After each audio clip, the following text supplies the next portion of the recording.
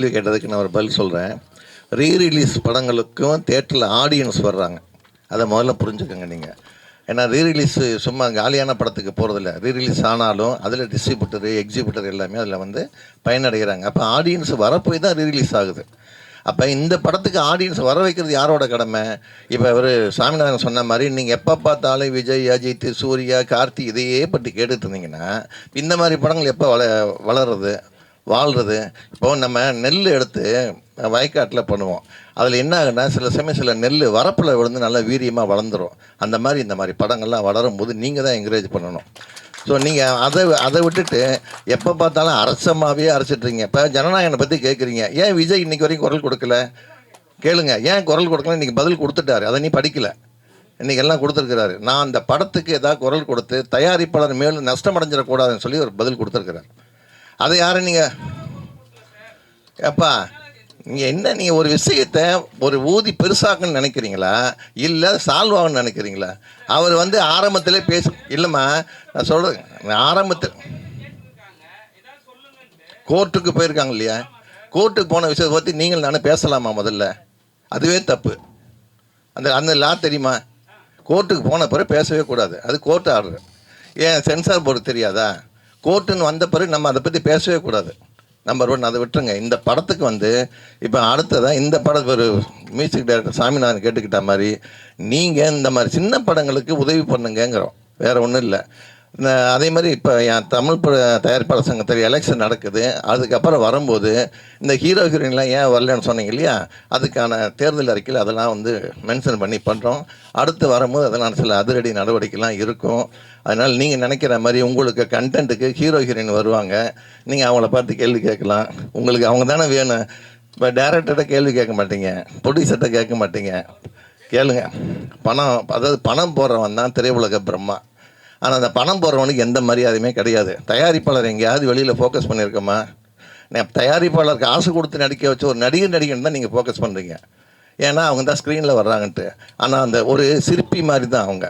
அந்த இவனுக்கு இந்த சிலை நல்லா வரும்னா சிற்பி செதுக்குனா தான் அந்த ஹீரோ ஹீரோயின் வர முடியும். அது மாதிரி ஒரு டேரக்டர், இந்த கேரக்டர், இந்த ஆர்டிஸ்ட்டு இவங்க நல்லா இருக்குன்னு கொண்டு வர்றாங்க. பின்னணியில் இருக்கிற அந்த டேரக்டரையோ, இசையமைப்பாளரையோ, கேமராமேனையோ, எடிட்டரையோ யாராவது எடுத்து போட்டிருக்கீங்களா? கிடையாது. ஏன்னா இன்றைக்கி யூடியூப்புக்கு நிறையா கண்டென்ட் தேவைப்படுது. இவ்வளோ பேருக்கு நான் ஒரு வேண்டுகோளை வைக்கிறேன். இந்த மாதிரி திரைமறைவு கலைஞர்களை நீங்கள் பேட்டி எடுத்து போடுங்க. சினிமாக்குள்ளே இவ்வளோ தொழில் இருக்குது, இவ்வளோ பேர் இருக்கிறாங்கன்னு அப்போ தான் வெளியில் தெரியும். எனவே இந்த மாதிரி பசி நேரத்தில் இவ்வளோ நேரம் பொறுமையாக இருந்ததுக்கு உங்களுக்கு எல்லாருக்கும் நன்றி. இந்த படத்துக்கு வந்து பெரிய பெரிய பப்ளிசிட்டி கொடுங்க. மறுபடியும் ஒரு தடவை நன்றி தெரிவிச்சுக்கேன். எல்லாருக்கும் என்னோடய வணக்கத்தை சொல்லி இங்கே இந்த விழாவுக்கு என்ன அழைத்த முதல்ல அண்ணன் தான் நேற்றுக்கு என்னோடய ஆஃபீஸ்க்கு வந்தார். நந்தகுமார்னு வந்து கண்டிப்பாக வரணும்னு சொன்னார். அதுக்கு முன்னாடியே என்னோடய 6 அண்ணன், கிட்டத்தட்ட 20 வருஷமாக தெரியும் அண்ணனை. என்னோடய வளர்ச்சியை ஆரம்பத்துலேருந்து பார்த்துட்ருக்காரு. அவர் தான் சொன்னார், இந்த மாதிரி கண்டிப்பாக நீங்கள் வந்தாகணும்னு சொன்னார். மேலும் அண்ணன் சொன்னாப்புல இந்த பாட்டு 2வது பாட்டு ரொம்ப எனக்கு என்னோடய ஃபேவரட் செகண்ட் சாங். நான் 4 பாட்டில் வந்து என்னோடய ஃபேவரட் வந்து செகண்ட் சாங்கு. ரொம்ப லைவ் இன்ஸ்ட்ருமெண்ட்ஸ், நான் அதிகமாக லைவ் இன்ஸ்ட்ருமெண்ட்ஸ் தான் நான் யூஸ் பண்ணியிருப்பேன். பட் அந்த லைவ் இன்ஸ்ட்ருமெண்ட்ஸ் ரொம்ப ஹெவி நல்லா இருந்தது. உட்காருங்க ப்ளீஸ். அவர் எல்லா இன்ஸ்ட்ருமெண்ட்டும் யூஸ் பண்ணியிருக்காரு. அவர் சித்தாராக இருக்கட்டும், ஸ்ட்ரிங்ஸாக இருக்கட்டும், தபலா வந்து ரொம்ப அற்புதமாக செக்ஷன்ஸ் ரொம்ப அருமையாக இருந்தது. எல்லாமே டோட்டலாக டாப் சாங்ஸ். அதனால் பழைய 80ஸ்க்கு போன ஒரு ஃபீல் ரொம்ப கிடச்சிது எனக்கு. மேலும் அண்ணன் சொன்னாப்புல இந்த படம் வெற்றி அடையும் அப்படின்னு சொன்னார். அவரோட நல்ல மனசு. என்னை பொறுத்த வரைக்கும் நான் இன்றைக்கி ஒரு 10-15 படம் மியூசிக் பண்ணியிருக்கேன். அது காரணம் என்னென்னா என்னோடய குடும்பத்தினார் தான். ஏன்னா யார் ஒருத்தங்க வந்து குடும்பத்தை சேர்ந்த என்னோடய சகோதரி தான் எனக்கு மெயினாக எனக்கு இவ்வளோ தூரம் நான் ஒரு மியூசிக் டைரக்டராக வெளியே வந்த காரணம் அவங்க தான். அவங்களுக்கு எப்போதுமே எல்லா மேடையிலும் நான் ரொம்ப நன்றி சொல்லுவேன். எனக்காக ஒரு தயாரிப்பு நிறுவனம் ஆரம்பித்து இது வரைக்கும் 4 படம் எடுத்துட்டாங்க. கடைசி தோட்டா, லோக்கல் சரக்கு, இப்போ ரூபம் சொல்லிட்டு கோவை சரளா மேடம் தான் லீட் பண்ணுறாங்க. அதாவது இதெல்லாம் இந்த படம் எடுக்கிறது எனக்காக தான் எடுக்கிறாங்க. அந்த அப்போது இந்த படமும் சக்ஸஸ் ஆகும் கண்டிப்பாக. ஒரு குடும்பத்தினர் ஒரு பெண்களை முன்னிலைத்தி எந்த ஒரு தயாரிப்பு நிறுவனம் ஆரம்பித்தாலும் சக்ஸஸ் தான் என்னை பொறுத்தது. நான் என்னை சக்ஸஸ் ஆக காரணம் முழுக்க என்னோடய குடும்பத்தினர் தான். அதனால் இந்த படம் கண்டிப்பாக வெற்றி அடையும் சார். நீங்கள் ஏன்னா உங்களோட அத்தனை ஃபேமிலி சப்போர்ட் இருக்கு, அவங்களோட அத்தனை பிளெஸிங்ஸ் உங்ககிட்ட இருக்குது. நீங்கள் யோசிச்சு பார்த்தீங்கன்னா என்னோட முதல் படம் என்னோட சிஸ்டர் ப்ரொடக்ஷன் ஆரம்பித்து வெளியில் வந்த படம் அப்புறம் தான் எனக்கு சான்ஸ் நிறையா கிடச்சிது. என்னதான் கிட்டத்தட்ட 20 ஆண்டுகள் வந்து சங்கர் கணேஷ் சார் கிட்ட நான் அசிஸ்டண்ட்டாக இருந்தேன். 99லேருந்து நான் சின்ன பையன் 14 இயர்ஸ் ஓடுனா. அப்போ அவர்கிட்டேருந்து அவர்கிட்ட கங்கை அமரன் சார்கிட்ட எல்லாருக்கிட்ட வாசிக்கும் போது பட் சான்ஸ் எப்போ கிடச்சதுன்னா என்னோட அங்கீகாரம் வெளில தெரியும்போது தான் எல்லாமே வந்தது. அதனால் உங்கள் குடும்பத்தினர் வந்து இவ்வளோ தூரம் உங்களுக்காக சப்போர்ட் பண்ணி, உங்கள் மனைவியாக இருக்கட்டும், உங்கள் டாக்டராக இருக்கட்டும், அவங்க மாப்பிள்ளையாக இருக்கட்டும், எல்லாருமே இவ்வளோ சப்போர்ட் பண்ணுறது பெரிய விஷயம். அதனால் என்னதான் மெயின் எங்கள் பிஆர் இருக்க விஜயமுரளி சார் வந்து அவர் தொட்டதெல்லாம் பொண்ணுன்னு சொல்லுவாங்க எங்கள் சினிமா இண்டஸ்ட்ரியில். அது ஒரு நேம் இருக்குது. நீங்கள் விஜயமுரளி சார் சொன்னீங்கன்னா அவர் என்ன பார்த்துட்ருக்காரு சைடில் இல்லை, நீங்கள் ரியலாகவே கேட்டு பார்க்கலாம். விஜயமுரளி சார்னு தொட்டதெல்லாம் பொண்ணு. அவர் பார்க்காத ப்ரொடியூசர் கிடையாது, டைரக்டர் கிடையாது, ப்ரொடியூசர், இயக்குனர், எல்லா விஷயமும் அவர் தெரிஞ்சவர். அமைதியாக இருக்கார், அமைதியாக இருக்கார். அதனால தான் இன்றைக்கி நான் எந்த ஃபங்க்ஷனாக இருந்தாலும் அவர் இல்லாமல் இருக்காது. அதே மாதிரி அவரோட மாப்பிள்ளை வந்து திரு சத்யா அவர்கள். என்னோட பேனர், என்னோட ப்ரொடக்ஷன் பேனர்ஸ்லாம் அவர் தான் பிஆர்ஓ. சத்யா, கிளாமர் சத்யா, அவர் தான் எங்களோட ஆசான பிஆர்ஓ.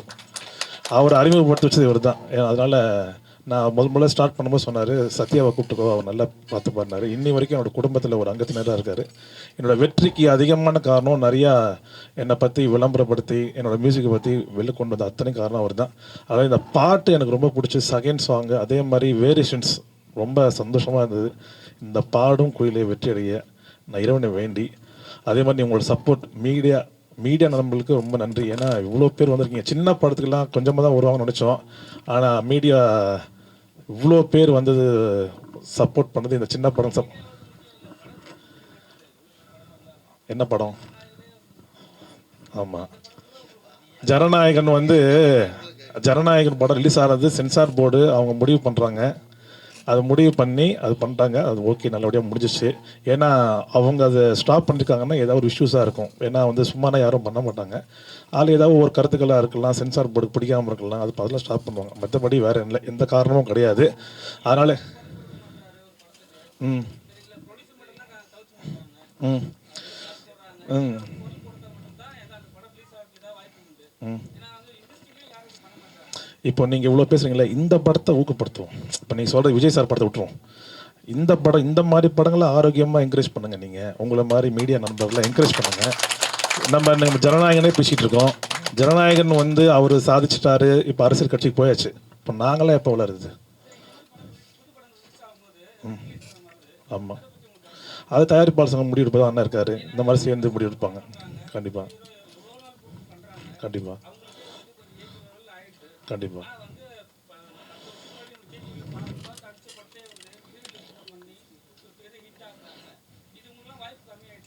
இல்லை, எனக்கு இந்த சங்கம், இப்போ தயாரிப்பாளர் சங்கம், ராமநாச சங்கம், இப்போ விஜயமுரளி சார்லாம் ரொம்ப மூத்தவர் இருக்கார்.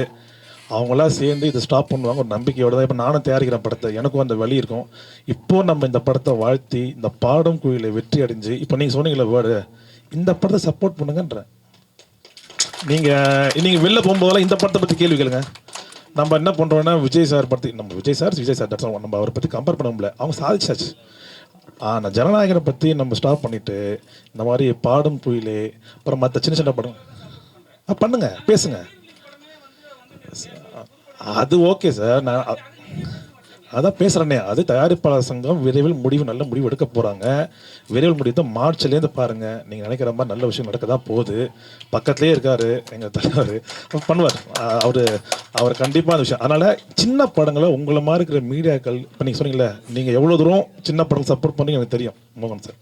அது மாதிரி இந்த படத்தை பற்றி நல்ல ஒரு விஷயங்களில் உங்களோட யூடியூப் சேனலில் போட்டு இந்த படத்துக்கு வாங்கன்னு சொல்லி நீ பண்ணிங்கன்னா, உள்ளே வந்தால் தானே தெரியும் நல்ல படமா கெட்ட படமானு. நம்ம வெளில போஸ்டரில் பார்த்துட்டே போகக்கூடாதுல்ல. அதனால் பாருங்கள், இந்த பாடும் குயிலே நீங்கள் பாட்டு நல்லா இருக்குன்னு நான் பார்த்த படம்னு தெரியுது.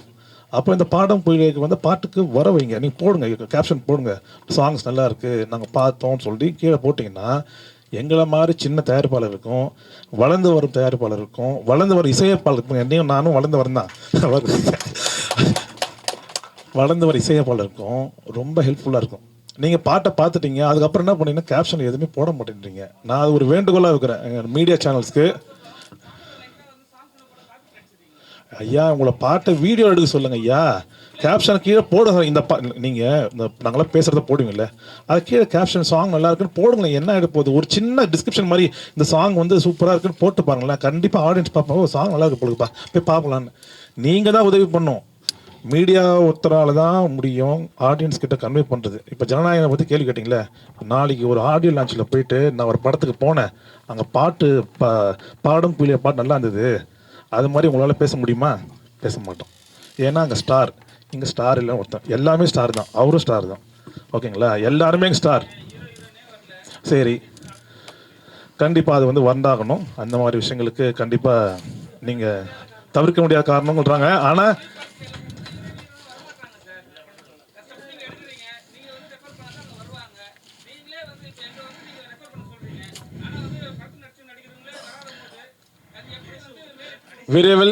விரைவில் எல்லா விஷயமும் சரியாயிடும் மிஸ்டர் மோகன் சார். எல்லாம் கரெக்டாக இருக்குது. அவங்க ஏதோ தவிர்க்க முடியாத காரணம்ன்றாங்க. நெக்ஸ்ட் டைம்லேருந்து அவர் ப்ரொடக்ஷன் பார்க்கும்போது கரெக்டாக எல்லா அக்ரிமெண்ட்லாம் போட்டு பண்ணுவார்ன்ற நம்பிக்கையோடு சொல்லி, உங்களோட ஆதரவோட வெற்றி, இந்த பாடும் கோயிலை பாட்டு வெற்றியடைய இறைவனை வேண்டி வணக்கம்.